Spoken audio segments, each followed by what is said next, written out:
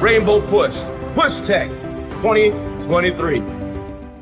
We appreciate you all so much as we've gone through just a boatload of information and hearing so much about what's going on in this DEI space. And we've just been gathering it all in and just expunging it. And I'm thankful for all the women in tech and women in leadership that kicked off the conference. This was very intentional, very strategic. We, unapologetically have been advocates for women in tech and women in DEI spaces of corporate leadership. And we always have that as a significant part of our conference. And instead of just having a women's panel, we actually wanted them to talk from their positions today. And so we want to thank, the wonderful leaders that led us off with Rachel and Laura and Rushika and Janae and then Dr. Overton. But we have a couple of brothers we want to have come to the stage and just going to talk a little bit about their position and how all this conversation matters to their world right before we go into break. So would you all welcome Vice Mayor Ben Bartlett and our good brother Kevin Nichols. Come on, welcome them to the stage.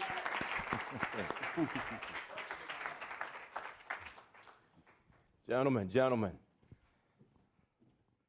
Where's the hot seat? Whichever one you sit in is hot. They want to be in the middle. Very good, very good. So, gentlemen, thank you all so much. Both of you got a chance to share last night in our opening event, and you had different roles in that. But I want to just recap for those that may have missed it, those who weren't there, and just to reconnect with some of the things we shared last night. Kevin, we talked about the amazing work that you're doing. Just give a quick bio to share with the audience.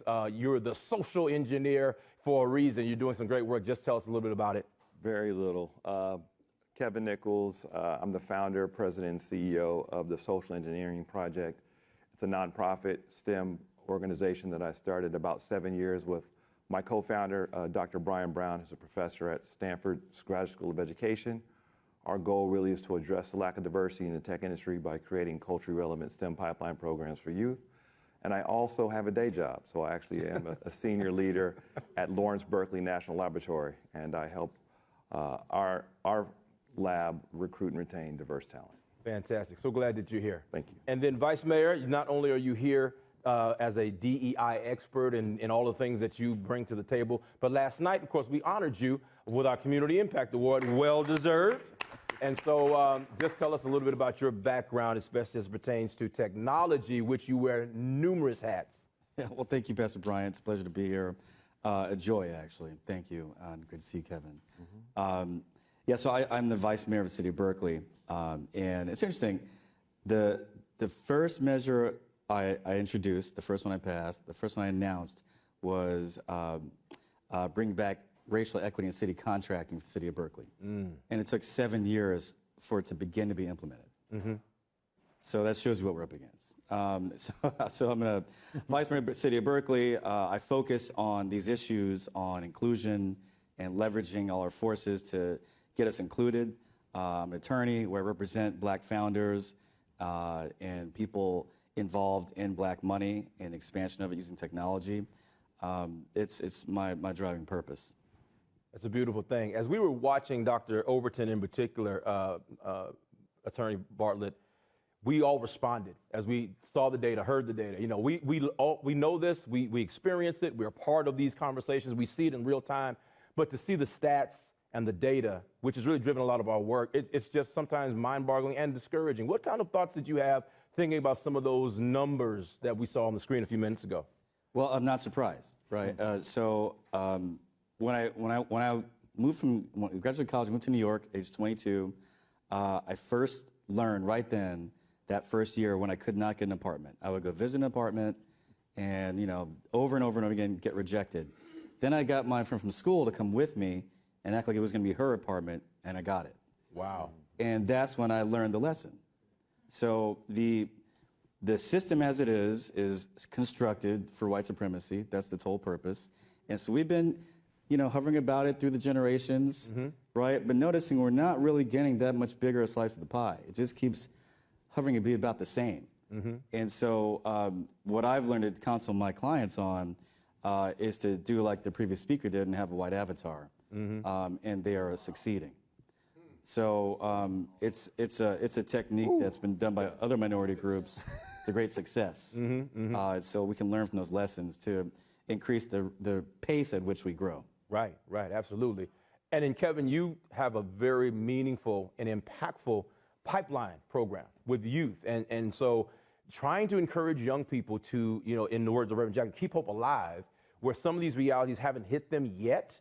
But I think because of the culture we're in right now, the times we're in, they're becoming more and more aware of what racism is in the institutionalized forms. How are you helping young people to navigate as you equip them with the STEM tools, but you're also giving them the social side of being their best self? Well, I teach these students how to network. That's one of the parts of our curriculum. So I teach the students how to stay connected with the individuals who they're with in school, as well as the companies that I expose them to, and how to leverage those relationships for internships, future jobs, et cetera. So I'll give a quick example, because there's another St. Mary's man who happens to be in this audience, Sean Granberry, can attest.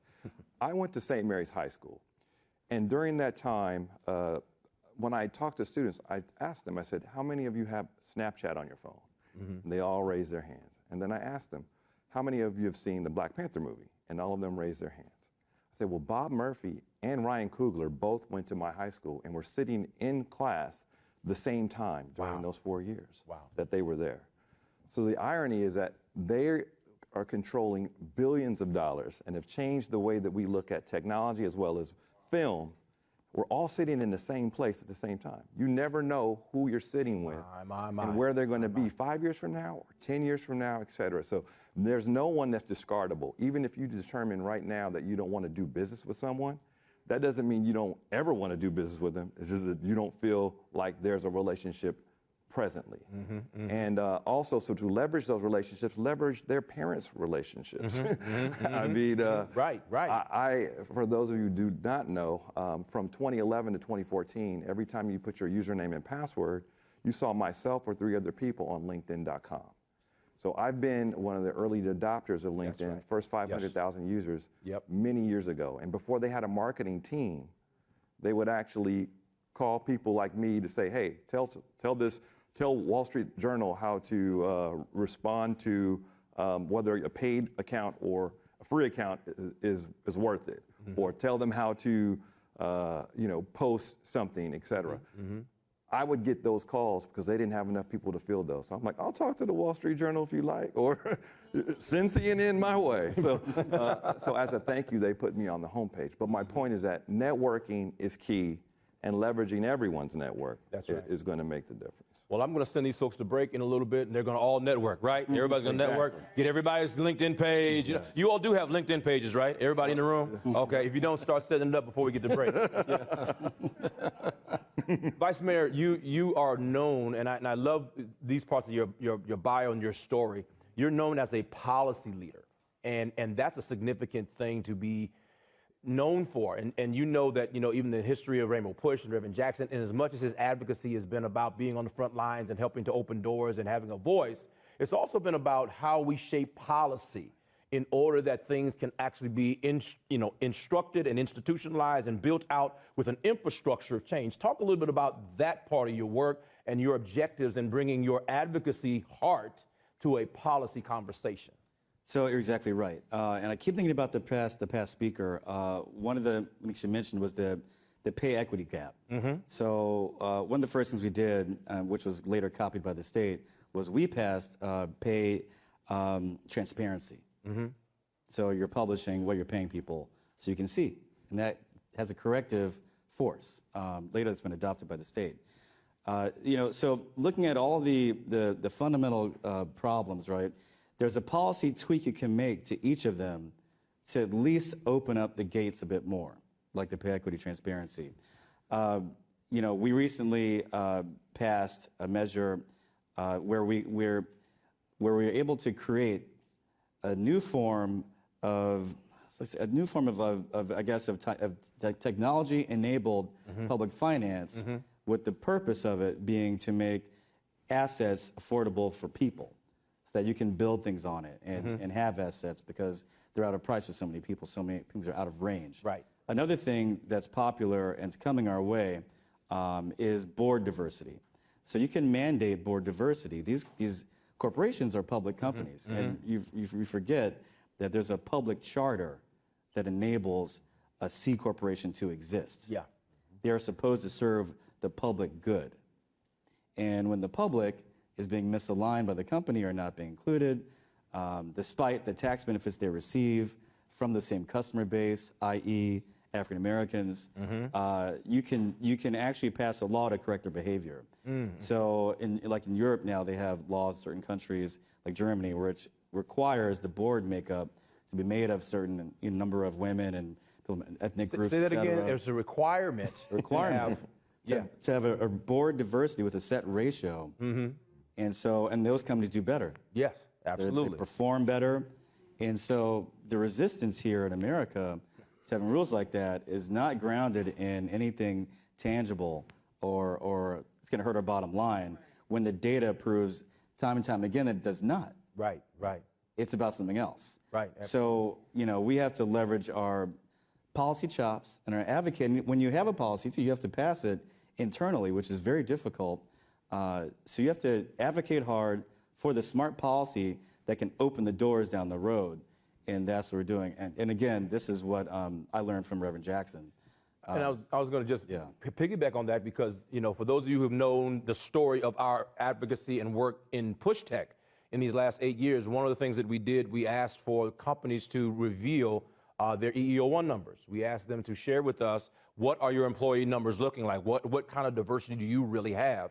And Brian mentioned it at the beginning when Reverend would go to the shareholder meetings, he would say because he's a shareholder, because the organization has been a shareholder and has a voice at these meetings, not just because he's Jesse Jackson, but because there's a vested interest. He would say things like, we want to know how we can make our company better by making it more diverse. Right. And that whole idea built into getting more African Americans and women, people of color, onto board seats, C-suite positions, management positions, because how many of you realize that in order for us to make change, we've got to be in positions where we can actually make the decisions to make the change, right? So again, this was all part of the strategy that Reverend Jackson has, he institutionalized this in terms of how he dealt with trade and the automotive industry, and he did the same thing here in tech. And Kevin, you've been around, you've been watching us try to build this, system, try to help open those kind of doors. Since you've been a part of this process with us, watching as well as engaging yourself, what kind of progress, as little as it may be, small steps here, bigger steps there, what have you seen in the past 8 years in diversity, just in general, after Push Tech ends, after the conference is over, what are you seeing actually on the street? Well, on the street, it's complicated. It's kind of like a relationship. Good answer. Good answer. So in theory, and Cynthia showing the numbers on after post George Floyd, all you had to do was have black in the name of your organization and millions of dollars came raining from the sky.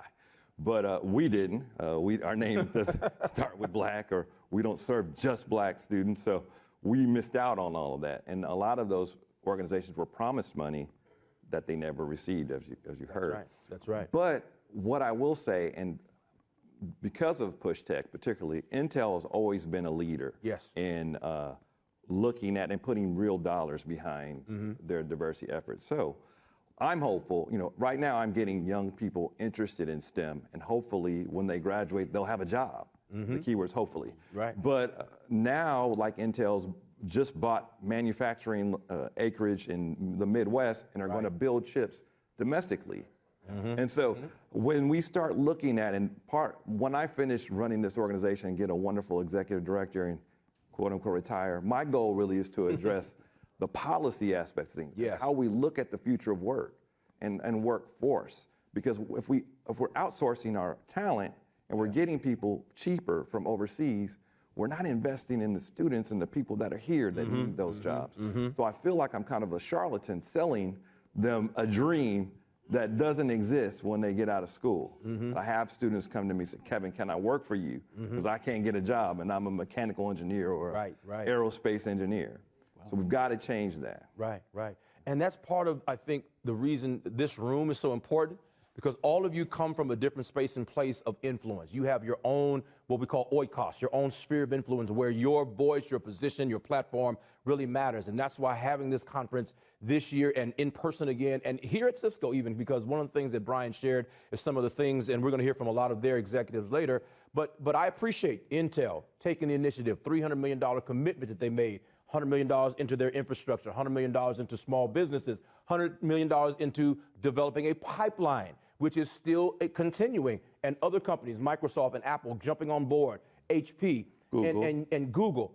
And yet it's still, because something Vice Mayor said, if you don't intentionally diversify the decision makers and those that are actually making policy and internalizing, things that can help us move forward, it's still a struggle. So Vice Mayor, what do we do? And you have an audience of people watching virtually and in the room. How do we begin to do a better job of making sure diversity, equity, inclusion is actually happening from whatever seat we sit? Well, honestly, my whole playbook is from Reverend Jackson's playbook. I grew up, in my experience, it is the best one. It's essentially on the one hand, you create the mechanism to learn to start a business. So you start it, whatever it is, washing windows, soldering things for chips. That's right. Whatever it is, delivering laundry, whatever it is. You get that set up. On the other end, you have the other people like me, people like you, at the boardroom, at the corporation, advocating for access, advocating, calling them out, making them open the doors, getting the contracts. Right. And then when they get the contracts, they grow wealth. Right. And I've seen this happen again and again and again. And once it happens, so you realize this is a step beyond affirmative action. That's right. And That's right. the Reverend was very critical of affirmative action. He used it, but he knew it was weak, because affirmative action is actually very conservative. The concept is this: you'll let one person in, and then they over years will get good, and they'll mentor one or two, and then the next generation will have one or two, and then in about 400 years you'll have about 30 people inside the room. Right? Right. And those are workers. Right. They're not employing other people. That's right. Right. The basis of wealth in this country is entrepreneurialism. That's right. And land. Two things we got to hone in on. So that's that's the system I see. So anything you can do to create trade schools, get real education in public schools where people are, Right. And then pipeline them into certification and then lending to start a business. Right. We used to have a lot of black banks. Last time I saw Reverend Jackson was at the funeral for Alvin Boutte Sr., who was the founder of Seaway and Independence Bank, biggest black bank in the country. They founded Jet Magazine, Ebony Magazine. Right. They were there for Dr. King and Jesse Jackson, everyone. So we need those black banks, black funders. If you have money, you can start a small bank, start a venture fund, a loan fund, and get people into business, while the other people are advocating at the corporate level to open up the doors. Reverend Jackson told us from the beginning of this, relaunch of Silicon Valley Work, that this was an internal, external plan. We needed to have people from the inside that were already in the company that could advocate. And then thus, those of us on the outside, we could make the pressure at least a reality. Because as Brian said earlier, we weren't going to do it as it was done 40 years ago, but we understood that the voice that we had and the opportunity we had, because of not only Reverend Jackson's voice, but all of us that were in the room, could all say that we all want to see things get better. And so the internal, external role that you talk about is very critical. Kevin, I want to just wrap us up on this. At this juncture, where we are in 2023, 3 years after George Floyd, and that was a big turning point, as you said, because all of a sudden, a lot of people became awakened to what racism we've always known about. They were awakened to the fact that this type of deplorable action is happening, whether it be criminal justice, but we were able to then leverage that into bigger conversations. What does the conversation need to be now for us in terms of building upon the reality that some people, and I'll say this unapologetically, and I think this is important that everyone be reminded of, when we started this push tech work, the reality was that many companies invited us to the table, and they just did not know what they did not know. We heard a lot of people that did not realize that they had, for whatever reasons, not been as inclusive as they could have been. And Reverend Jackson made the point that the issue is not a talent deficit, it's an opportunity deficit. And if we can help you all pipeline more opportunities, then we can make all of this go forward, as Ben said. So what do we do? Kevin, where are we now, and how are we going to go from here forward and all of us kind of make our our place, a place that matters, so that diversity can really begin to happen? Well, in my opinion, I felt like George Floyd felt different. I've seen, over the decades of my life that, things come and go. The housing crisis, things came back, investment into different organizations, et cetera. George Floyd felt different. And unfortunately, 3 years out, it doesn't feel much different. It feels like we've gotten back into that same malaise of where things were, especially given the fact that politically they're trying to roll back. We're poking fun of affirmative action, but at least we had it. I mean, I went to school at Prop 209 came in, and we had 8% black people at UC Berkeley, and now it's 3% or less. But at the same time, before I digress on that, overall, we've got to stop being studied and all of this money that's going into research of things. It's time to act. We need to start doing things and stop being guinea pigs for, the AI that Cynthia was talking about earlier, getting us mixed up with gorillas and, being a part of the actual engineering and actual product of things that are occurring right now. Because right now we're getting overstudied and utilized, but we're not taking advantage, we're not reaping the benefits financially of all of this. Being the #1 consumer for all different types of media that's out there. And our buying power. That we are not utilizing on a day-to-day basis. So lastly, just politically, in this time of where we're at, we are so disenfranchised and not able to vote that we've got to start working together. So I'm grateful for Rainbow Push still being around. I actually saw Reverend Jackson when I was 9 years old in 1984 when he came to Berkeley High School when he was running for president. I remember me going to that whole thing with my parents and was like, black men running for president? I'm like, I was 9, but I was like, where they do that at? Like, I never heard. So we've got to vote. We've got to get active, and we've got to start working together and trusting each other. When other marginalized groups have something happen, the Jewish community particularly, they rally around and shut things down. When it comes to black people, we don't have one centralized place where we go that we are able to put pressure and get things to happen. So let's start working together.